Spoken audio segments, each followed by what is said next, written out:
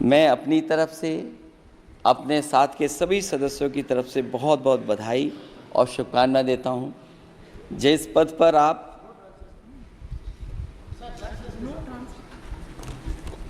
जिस पद पर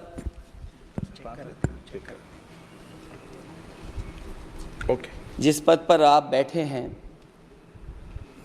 इससे बहुत गौरवशाली परंपराएं जुड़ी हुई हैं और हम सब यही मानते हैं कि बिना भेदभाव के आगे बढ़ेगा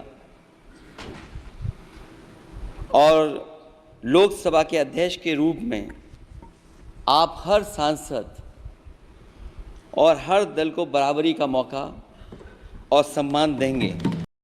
दोस्तों, जैसा कि लोकसभा स्पीकर का चुनाव चयन होना काफ़ी दिन तक पेंडिंग में रहा और एट लास्ट अंततः अगर हम कहें, पहले भी जो लोकसभा के स्पीकर थे, स्पीकर पद का जो जिम्मेदारी जो थी ओम बिरला के पास थी और इस बार भी बहुत समय लटकने के बाद ओम प्रकाश बिरला जी दोबारा से लोकसभा स्पीकर बन गए हैं।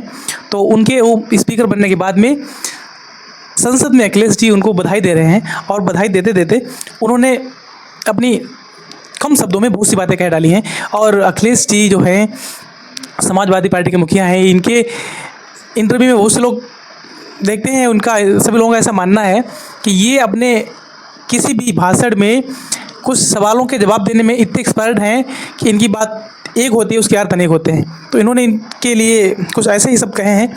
और अध्यक्ष महोदय, आपके इशारे पर सदन चले,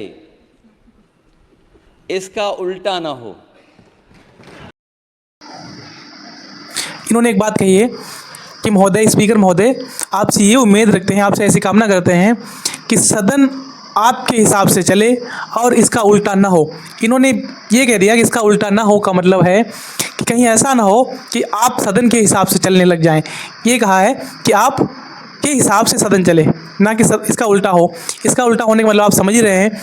इसके बाद इस संसद रूपी इस मंदिर में हमारे देश के छोटे से बड़े हर तरीके के, हर जाति के, अमीर गरीब और व्यापारी वर्ग, हर व्यक्तियों के मुद्दे उठाए जाते हैं और यहाँ सबको बराबर बोलने का मौका दिया जाए।